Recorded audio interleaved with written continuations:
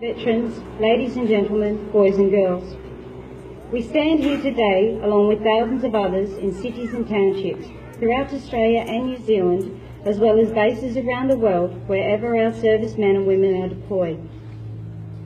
We gather, as we shall always gather, not to glorify war, but to remind ourselves that we value who we are, the freedoms we possess, and to acknowledge the courage and sacrifice of those who contributed so much in shaping the identity of this proud nation. On this day, in 1915, a group of volunteer Australian and New Zealand soldiers found themselves wading ashore before dawn at a small beach on the Gallipoli Peninsula in Turkey. Many of these men were only teenagers, some as young as 16. All were anxious to prove their courage and national identity.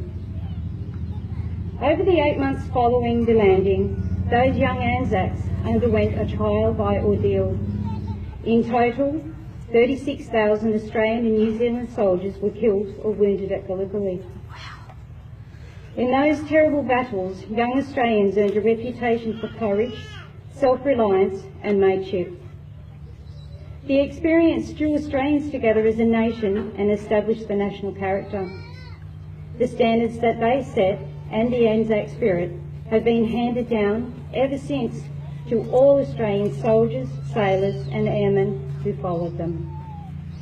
From World War II to Korea, Malaya, Borneo, Vietnam, the Gulf and the many peacekeeping operations in the Middle East, Pakistan, Southeast Asia and Africa. The same spirit is represented among the diverse group of veterans gathered here today. Australia and New Zealand continue to have a special bond that was forged on the battlefields at Gallipoli. Whenever either nation is in need, we do not hesitate to come to one another's aid.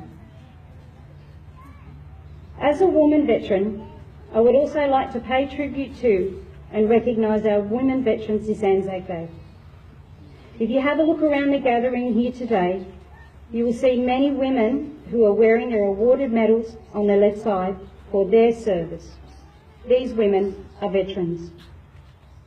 Women have served in the Australian Armed Forces since 1899.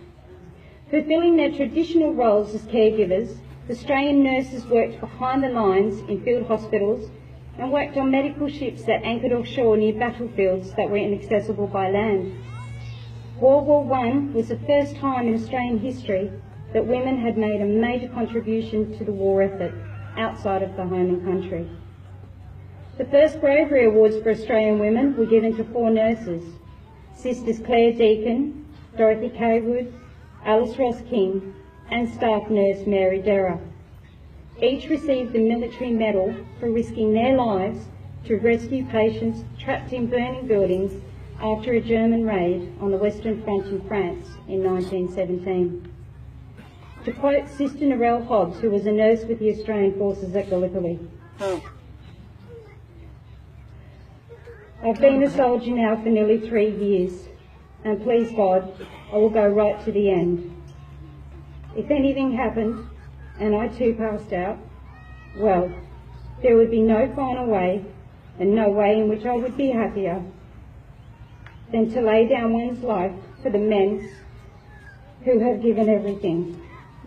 She died 5 months later in May 1918.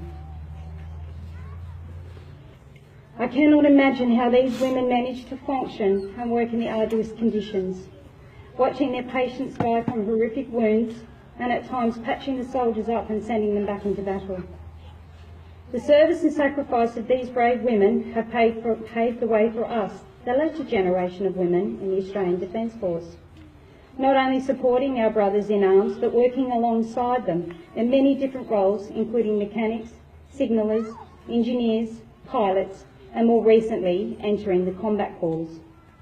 Women have played an increasingly crucial role in Australia's military history and now make up 15% of the current Australian Defence Force. Whilst we remember and honour the memory of those brave ANZACs, we must not forget today's veterans, the young men and women who are returning or have returned from duty in places like Afghanistan, Iraq and Timor-Leste. ANZAC Day is a day to remember all men and women of the Australian Defence Force, regardless of the time they served.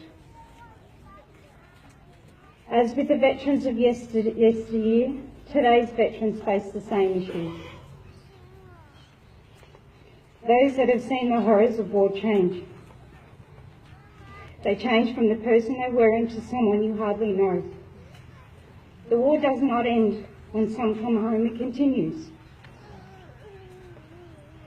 For some, they feel the only way to end the horror, nightmares and memories is to unfortunately take their lives.